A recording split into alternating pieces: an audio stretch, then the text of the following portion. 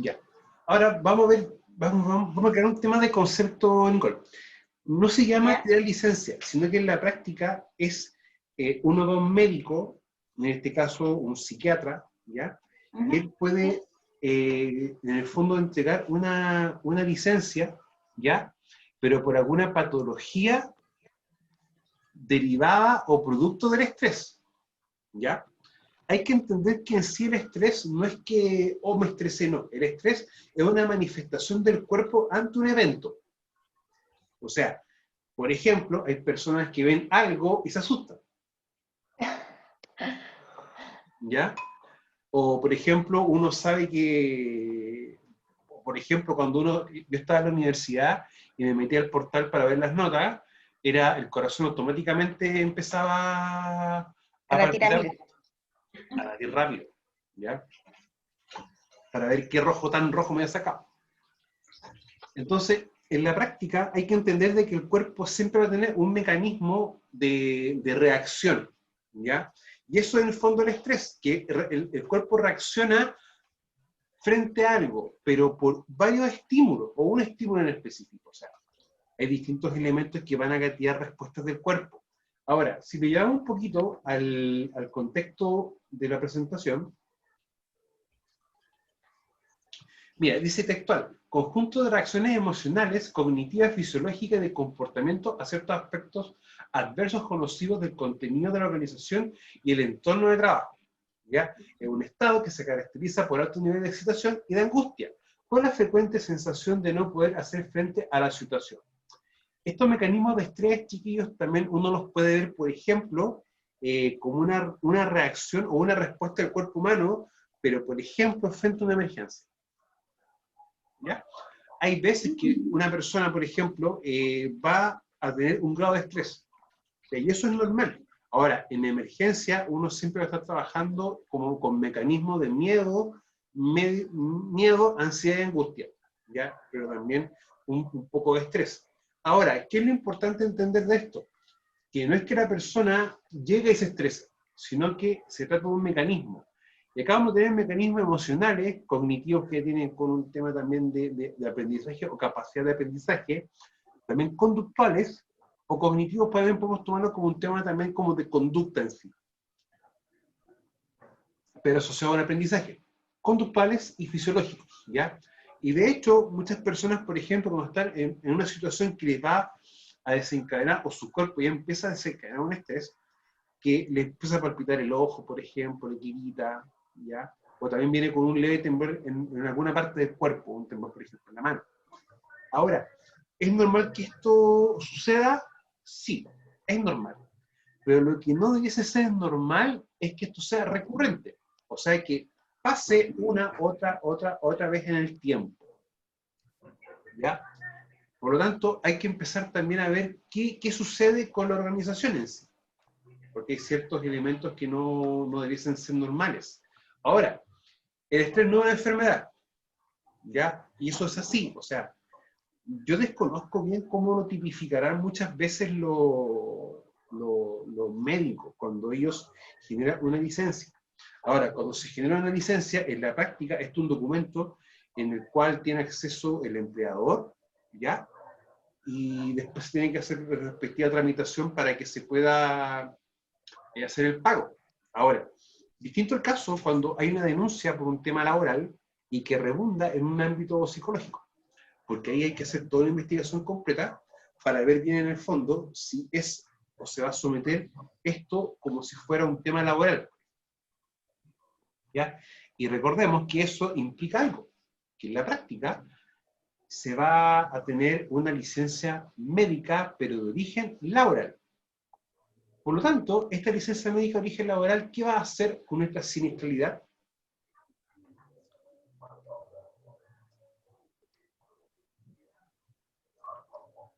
Le va a dar días de, ¿cómo se llama? Le va a cubrir un seguro.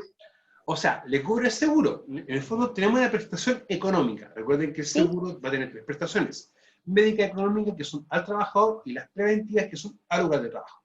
sí. Pero, bajo ese punto de vista, vamos a tener que darnos cuenta de que el trabajador va a tener una prestación económica.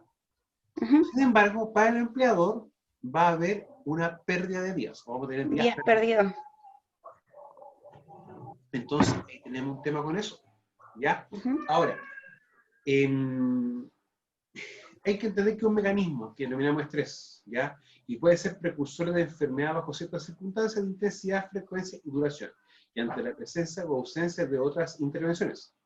Pero eso es importante entender esto, de que en el fondo, estos mecanismos, cuando uno ya empieza a sufrir un estrés, ya van a, o pueden generar, o pueden desencadenar otros eventos, u otros elementos, ¿ya? Es muy normal también que, por ejemplo, a las personas se les pueda subir la presión, ¿ya? O también puede generar quizás alguna otra patología, pero eso va a ser caso a caso.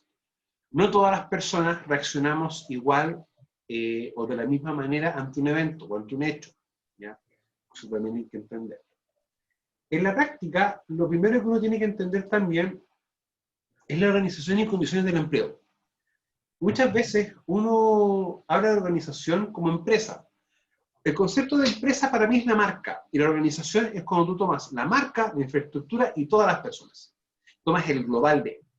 Para mí eso es una organización. Y una organización, al igual que un cuerpo, es un organismo, que va a tener un comportamiento, va a tener una forma de desenvolverse internamente, y también para con el medio, de una forma externa. En la práctica, también uno habla de la organización y condición del empleo desde un punto de vista también de la prevención de riesgo, desde un punto de vista en el que uno dice, ok, yo puedo tener gente expuesta a riesgo o gente expuesta a una situación, pero bajo ciertas condiciones, ¿ya? Y ahí uno dice, hay que organizar el trabajo en función de la exposición al riesgo. Por lo tanto, por ejemplo, si tenemos ruido, quizá yo voy a estar trabajando hasta un máximo de tiempo. Si tengo quizás, por ejemplo, alguna condición física o la presencia de algún agente físico, no solamente como el agente ruido, sino que, por ejemplo, temperatura, humedad y presión, también quizás me va a obligar a que yo tenga que no estar tan expuesto, ya producto quizás de una carga térmica asociada al frío, por ejemplo. Y ahí uno también tiene que organizar el trabajo. O sea, uno va a organizar el trabajo en función de cómo se estén manifestando los distintos riesgos en la empresa, tanto riesgos internos como riesgos ambientales o del entorno. Eso también es como una concepción del concepto de riesgo. Y uno muchas veces lo ve eso cuando uno está implementando o trabajando los famosos protocolos, ya sea el protocolo Prexo, que es para ruido, o Planesis, que es para sílice. ¿Ya? Dentro de las medidas de control viene también asociado la organización del trabajo en función de la presencia de esos riesgos, para que también lo entendamos así. Ahora, se refiere también a la seguridad y estabilidad en el trabajo, formas de comunicación y acceso a la información, relación de trabajo y vida familiar, ausentismo por enfermedad, acciones de retorno al trabajo y cumplimiento de normativas de salud y bienestar en el trabajo, que es un tema no menor. Cada vez las empresas chiquillas son más tendientes a no ser sistemas tan cerrados, ¿ya? Y también ser sistemas como más abiertos, en el sentido de que trata la empresa en sí de compatibilizar su trabajo con la vida de la persona, entendiendo que la persona es un ser social. Recuerden, chiquillos, que la salud implica el perfecto bienestar físico, mental y social. 3 factores. Por lo tanto, el trabajo también tiene que empezar como a equilibrarse un poco para que el concepto de salud sea el adecuado, entendiendo que hace prácticamente un siglo incluso, el concepto de salud era que la gente no se enfermara, no estuviese enferma. Y eso es una parte. Ahora hay que entender también que somos seres completos. Ahora, en primera instancia, cuando uno quiere ya empezar a hablar o tratar de operativizar en sí, o decir cómo yo genero una estructura, ¿ya? Para que la empresa pueda trabajar bien y empezar también a controlar los distintos riesgos. Uno muchas veces comete un error, y es decir, ok, tengo riesgos asociados a seguridad industrial, tengo riesgos asociados a la higiene industrial, y tengo riesgos asociados a la ergonomía. Y ergonomía, uno dice, ya, perfecto, tengo solamente que ver con temas de trastorno musculoesquelético y eventos así. Pero uno se da cuenta que la ergonomía trata de adaptar el trabajo al hombre. Y un factor o elemento importante de la ergonomía es también esto. trabajar desde la parte psicológica. Y de hecho, cuando uno habla de riesgos psicosociales, eso también está dado o está bajo la figura de un protocolo, el protocolo MinSal para los riesgos psicosociales. O sea, también es algo que se debe trabajar como el protocolo Prexor, como el protocolo Parnixi, o el TENER, etc. En la práctica, uno siempre tiene que hablar de factores de riesgo, porque los factores de riesgo es lo que uno empieza ya de una forma u otra a identificar. ¿Para qué? Para luego poder controlarlos. Ahora, uno se pregunta, ¿pero los riesgos psicosociales se evalúan? ¿Sí? Se evalúan. Y es importante hacer la evaluación, pero uno evalúa riesgos perfectos. Puede haber riesgo bajo un DEP, bajo riesgo, por ejemplo, en función de catástrofe, o riesgo para la gestión de excepcionalidad. Y así uno empieza. Pero muchas veces, cuando uno evalúa, uno después se preocupa, ok, controlemos, vamos a controlar. Y de ahí uno se salta a la primera parte, que es identificar, que en el fondo es caracterizar el peligro. Y eso a veces es complejo con los riesgos psicosociales. ¿Ya? Profesor, Dígame, Nicole. disculpe, usted hablaba de que estos riesgos psicosociales ¿cómo se llama? Se evalúan a través de un ISA. Lunista. ISTA De un ISTA, claro. ¿Eso es como una encuesta o algo así como...? Sí. De hecho, mira, vamos a revisar un poquito, un temita un poco más abajo. Mira, para redondear esto, ¿ya? Y continuar un poquito para lo que tú me estás preguntando, Nicole. No hay que olvidar que los factores de riesgo son situaciones y condiciones, tanto actos como condiciones, ¿ya?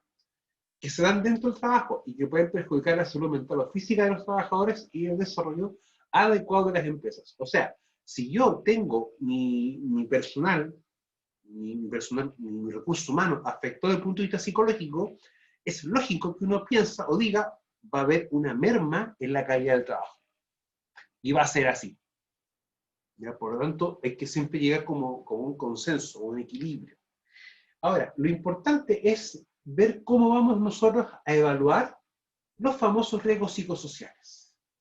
Y en primera instancia, uno tiene que darse cuenta que uno tiene que conocer o ver bien cuáles son las dimensiones. Y desde la perspectiva de las dimensiones psicosociales, vamos a tener cinco dimensiones. Y que estas luego se van a agrupar en subdimensiones, que son las que son evaluadas. Ahora, dimensiones psicológicas tenemos exigencias psicológicas, trabajo activo y desarrollo de habilidades, apoyo social en la empresa y calidad de liderazgo, compensaciones y doble presencia. Doble presencia, uno muchas veces la malentiende, y le voy a explicar por qué. Ahora, no se olviden de que dentro de la presentación, que ya está en Moodle, existen la descripción de cada uno de estos elementos. ¿Ya? Ahora, yo siempre he llamado mucho el apoyo social de la empresa, a mí siempre me llama mucho la atención, porque hace referencia a la calidad del apoyo de compañía y jefatura para la realización del trabajo, ¿ya? Compensaciones, que es retroalimentación, reconocimiento y valoración explícita de la realización del trabajo. Y así uno empieza a ver bien qué significa cada una. Y la doble presencia, que es como yo siempre he dicho, que es como mal entendido el concepto en sí, es preocupación por asuntos domésticos que interfiere en la realización del trabajo. O sea, tu preocupación por los temas de la casa es tan grande que no te permite poder hacer tu trabajo. A esa perspectiva lo lleva. La doble presencia, tal como se ve en el video, que ojo, vean los videos, ya, porque las evaluaciones también no solamente se evalúa lo que esté en la PPT, sino lo que Profesor, se explica en el video y las clases grupales. Dígame, Nico. disculpe, ¿por qué se habla tanto de que la doble presencia le afecta a las personas que trabajan por turno? Ya. Y eso es algo bien, bien complejo. Mira, la doble presencia, uno también la puede entender como que tú físicamente estás en un lugar, pero tu mente y tu cabeza están en otra parte. Entonces, ¿qué pasa, por ejemplo, con las personas que tienen que desarrollar un turno, por ejemplo, de 10x10 o 7x7? Van a estar prácticamente 8 días o 11 días fuera de la casa. Entonces, imagínate si tienes niños pequeños, por ejemplo. Y ahí empieza todo un tema.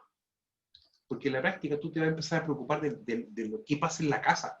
¿Estarán bien los niños? ¿Estarán bien en el colegio? ¿Habrá algún tema con mi señora? Y uno así empieza. ¿Ya? O sea, o si por ejemplo hay un problema y como uno no está ahí para poder resolverlo, también uno a veces tiende a agrandar el problema. Te lo digo, o sea, yo trabajé todo tiempo por turno, y créanme que a veces uno, es así, pasa eso. ¿Ya?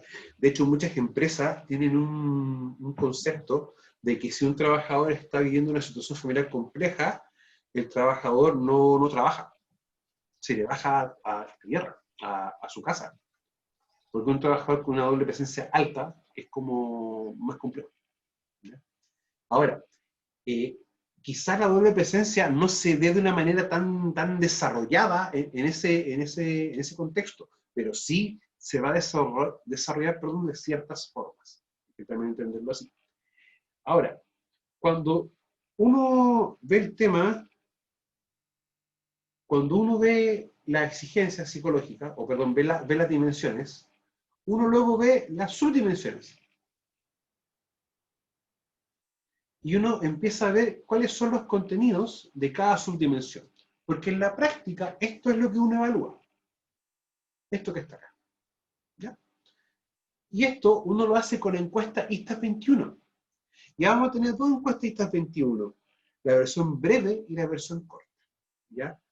No vamos a explicar cuándo hay que aplicar cada una. ¿Ya? Porque es como un poco más complejo de establecer criterios. Aunque en primera instancia, la que uno siempre aplica es la versión corta, la que tiene 21 preguntas. ¿Ya? Y es importante entender eso, de que si yo voy evaluando cada uno de estos, por ejemplo, en doble presencia, evalúo la carga de las tareas domésticas y la preocupación por tareas domésticas, yo al evaluar cada una de estas dos, ya tengo evaluada esta. Si evalúo estas tres, evalúo esta, estas cinco esta, estas cinco esta y estas cinco esta. ¿Ya? Profesor, Dígame, Nicolás. ¿este no es el mismo examen que se le hace, el examen psicológico que se le hace a las personas antes de entrar a una faena o algún tipo de trabajo? No es lo mismo. No. ¿Y, No. y en qué, cómo puedo decir yo, ya yo le voy a aplicar el examen a esta persona a ver si está bien? Es ¿O que no ahí está trabajando al 100%? ya, es que ahí tenemos un tema. Lo que pasa es que nosotros desde un punto de vista no podemos aplicar nosotros una herramienta para estimar la salud mental de un trabajador. Primero que todo, porque no es ¿Ya? nuestro ámbito de trabajo y nosotros no tenemos las competencias para esto. Y de hecho, hay un tema bien redondito que sale esto casi al final. El cuestionario no mide estrés individual ni permite hacer diagnóstico de patología psiquiátrica o establecer causalidad para enfermedades profesionales. Nosotros netamente estamos evaluando con esta herramienta, con el ISTAS 21, estamos viendo y evaluando cómo se comporta un riesgo psicosocial en la organización. Ah, ya, ok. ¿Ya? O sea, por ejemplo, cuando yo estoy evaluando mido, o mido, perfecto, y me dice el nivel de ruido, yo lo comparo con el 594 y digo, estoy sobre o bajo nivel de riesgo. Pero en la práctica, ¿estoy determinando las causas de por qué se genera el ruido? No, No. no lo hago. Por eso que es importante, siempre que yo voy a evaluar, miren, identificar es prácticamente lo mismo para cualquier tipo de riesgo, exceptuando quizás lo económico y algún análisis más específico como algún método estadístico. Ya. El evaluar es la diferencia. Y el control, básicamente, uno se refiere a la jerarquía de controles nuevos. Por lo tanto, siempre hay que tener claro que para controlar, yo me devuelvo a las características que yo definí de manera cualitativa en mi identificación de peligros. Y eso hay que entenderlo desde esa perspectiva. Ahora, no todos lo ven así. ¿Ya? Lo importante siempre es evaluar los riesgos. Y evaluar es medir y comparar.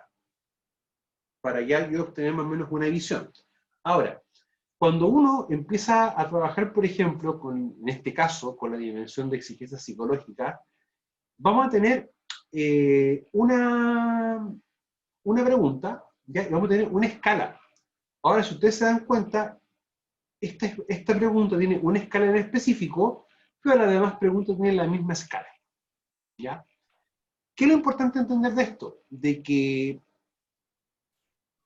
yo con esto, desde una cualidad, desde decir, no, que este trabajo es estresante por esto, por esto, por esto, por esto, ¿no? Y eso es una cualidad, incluso es una cualidad con una mezcla de un juicio de valor.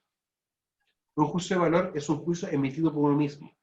Ese juicio va a depender de una serie de múltiples factores, como tu edad, donde vives. Es muy similar al concepto de la determinantes de salud, ¿ya? Que eso lo vimos en la unidad 1. Ahora bien, lo importante, chiquillo, es entender de que esto se tiene que evaluar. Y una vez que yo evalúo ya las distintas dimensiones, voy a llegar a esto, que es un gráfico de frecuencias acumuladas, y en las cuales a mí me preocupa el riesgo alto. Este que está acá, ¿ya? Porque en el fondo el semáforo me dice, esta es la valorización que tiene de los riesgos. Por lo tanto, si usted está claro que, por ejemplo, en el riesgo doble presencia está alto, ¿usted qué debe hacer como organización? Dar medidas de control para que la persona pueda desarrollar mejor, por ejemplo, su trabajo, o quizás dar las facilidades para poder adaptar un poco más el trabajo, quizás, o cómo se hace el trabajo, al entorno familiar, ¿ya? Hay muchas empresas, por ejemplo, que estipulan un día para que los chiquititos vayan al trabajo, por ejemplo, ¿ya? O una vez al mes, algo así. Se generan distintas instancias para compartir, como por ejemplo un almuerzo, un cumpleaños, etc. Pero también se hace parte de la familia como parte del trabajo, ¿ya? Bueno, eso también implica un cambio de pensamiento, o incluso un cambio de idiosincrasia, ya desde la Como por cultura, ejemplo, profesor, digamos. como por ejemplo cuando se hacen actividades de fiestas navideñas, cuando hacen participar la familia, esas cosas. Exactamente. ¿Eso es una ayuda para la doble presencia, como O dices sea, tú? es una actividad más que nada, porque Ah, ya, lo que pasa es que hay que entender algo. El ámbito laboral es el ámbito laboral. ya. O sea, yo siempre lo planteo de siguiente ejemplo. Un experto en prevención tiene el trabajo de asesorar. Y uno, en el trabajo, uno puede asesorar al trabajador para que haga o no haga ciertas actividades o que tenga cierta actividad en el trabajo que puedan, por ejemplo, generar un accidente. Pero ahí vamos a tener una traba, porque yo puedo recomendar, o sea, en el fondo puedo decir qué hacer en la pega, en el trabajo, pero yo puedo recomendar o sugerir incluso lo que haga él en la casa, porque eso es un ámbito privado de su propia vida, que yo no me puedo interferir. Ya. Entonces, muchas veces, ahí viene también como, por ejemplo, la traba. ¿Cómo yo empresa puedo, por ejemplo, manejar un tema así? ¿Ya? Hay empresas que tienen mecanismos, por ejemplo, que la guardería que tengan, si tienen chiquititos, esté bien cerca del trabajo, o ante la eventualidad de algún problema, dan facilidades para que la mamá pueda atender ese problema, ¿ya? Y así empiezan a generarse distintos mecanismos. Pero eso es un tema, o sea, hay un tema bien complejo, porque, o sea, porque yo digo que para mí es complejo. Yo lo pienso desde la realidad del trabajo. O sea, no todas las empresas son iguales, no todas las empresas tienen las mismas características y no todas las empresas tienen los mismos recursos. Por lo tanto, lo que haga una empresa quizás va a ser un distinto de la otra, pero por un tema de disponibilidad de recursos, ¿ya? Por eso a veces es importante también entender eso, que no es que el protocolo o quizás lo que uno quiera aplicar como medidas de control sea malo, sino que tiene que llevarse también a este contexto, o entenderlo así, de que las empresas son distintas y van a tener características propias, y también características en común con otra empresa. Ahora, ¿qué es lo importante que uno puede hacer con esto? Es darse cuenta que vamos a tener que trabajar quizás las medidas de control que uno quiere implementar, no solos, sino como empresa y como un equipo multidisciplinario. O sea, por ejemplo, con la gente de recursos humanos, porque quizás no está, por ejemplo, bien definido el rol que hace una persona en su trabajo, o lo que él tiene que hacer. No está definido, claramente definido, por ejemplo. Y quizá no está el descriptor del cargo. Ahora uno se pregunta, ¿y eso me interesa a mí? ¿Me sirve a mí? Sí, me sirve mucho. Porque uno como experto en prevención, lo que hace la persona en el cargo implica los riesgos. Por lo tanto, eso también tiene que quedar estipulado dentro del contrato de trabajo y también dentro del reglamento interno, de orden de higiene y seguridad que tenga la empresa. Y ojo, eso tenemos que, lo que es reglamento interno y contenidos del ODI del contrato de trabajo, eso tenemos que ver en legislación laboral que está en el segundo módulo. ¿No? Así que es un tema que vamos a conversar y vamos a ver harto detalle en ese aspecto. Ahora, no olvidar, chiquillos, de que van a haber cosas que uno tiene que también trabajar. O sea, como empresa, no solo, sino con equipo. ¿Ya? Yo siempre he dicho, visualizar la prevención de riesgo como solamente higiene industrial y seguridad industrial es como tapar eso con un dedo. ¿Ya? Yo siempre he llamado a trabajar con equipo y siempre he llamado a poder trabajar con un apoyo de psicólogo. Porque a veces trabajar ciertos temas en la organización resulta un poco complejo, un poco difícil. Y ahí uno también tiene que tener como la inteligencia de cómo abordar ciertos temas, ¿ya? Porque a veces es complejo, chiquillo. Hay un concepto que uno siempre puede hablar o puede decir que se llama la resistencia al cambio. Y la resistencia al cambio viene dado como las barreras que va a poner la organización para hacer frente o producir un cambio o adaptarse frente a un cambio. Y eso es así. O sea, véalo, por ejemplo, con alguien que está tratando de dejar de fumar. Le va a costar mucho dejar de fumar. Porque el mismo cuerpo empieza a colocar barreras para aquello. Nicole, no sé si usted tiene alguna duda o algún otro tema que podamos conversar con respecto a esta PPT. Profesor, Dígame, Nicole. si la salud mental es tan importante, ¿por qué cuesta tanto también aplicarla o son tan poco entendibles algunas empresas en ese aspecto? Porque una persona que no está 100%, como es usted, mentalmente así enfocado 100% en lo que está haciendo, puede causar un accidente. Sí. Yo te lo te lo voy a responder como Álvaro más que como profe. Yo siempre he visto algo, que es que la salud mental no se aborda como algo necesario, se aborda como algo que ya es como como se hace por hacerse, se hace por cumplirse, no se hace porque es una necesidad. O sea, me explico con esto, creo que me van a entender mejor. Si una persona le duele, le cuesta respirar, va a un médico, en este caso quizás a un médico respiratorio y un broncopulmonar. Si a alguien le duele el estómago, va a un gastroenterólogo. O si uno tiene alguna fractura, un dolor muscular, va a un traumatólogo. Pero la parte mental o la salud mental en muchos aspectos se ve como un tabú. No se maneja de una forma. Quizás puede ser por una forma de cómo somos como sociedad o por un tema cultural. Pero hay veces que uno, por ejemplo, puede hacer un ejercicio bien simple. Un trabajador no quiere, por ejemplo, hacer caso a un procedimiento de trabajo. Y si nos vamos a Frank Beer, nos va a decir, no sabe, no quiere, no puede. Pero la pregunta mía, ¿qué mecanismo interno de la persona gatilla o hace que eso sea así? ¿Por qué quizás no quiere? ¿Por qué quizás no ve algo?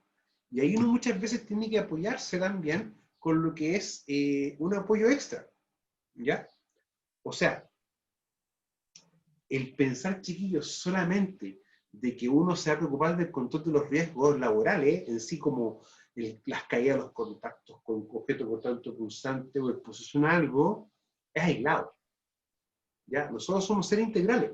Por lo tanto, si nos preocupamos de la parte física, la parte de higiene industrial, por ejemplo, ¿por qué no nos preocupamos de la salud mental?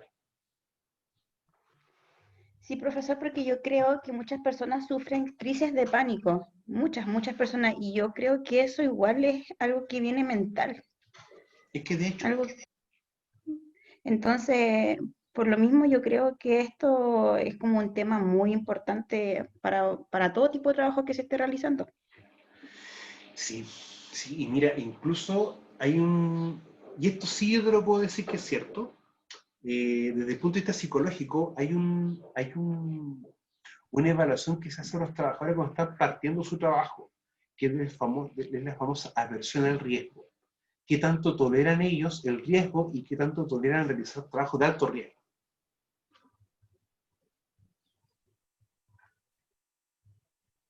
Entonces, es ahí el tema, ¿cachai? Ahora, hay una deuda bien grande con respecto a ese tema, ¿no? De la parte solo mental. Yo lo he visto, o sea, mi experiencia en faena de verdad es potente. Sí, profesor, porque, por ejemplo, si una persona sufre una crisis de pánico en algún lugar de trabajo, muchas personas no saben qué hacer al respecto, no saben cómo abordar.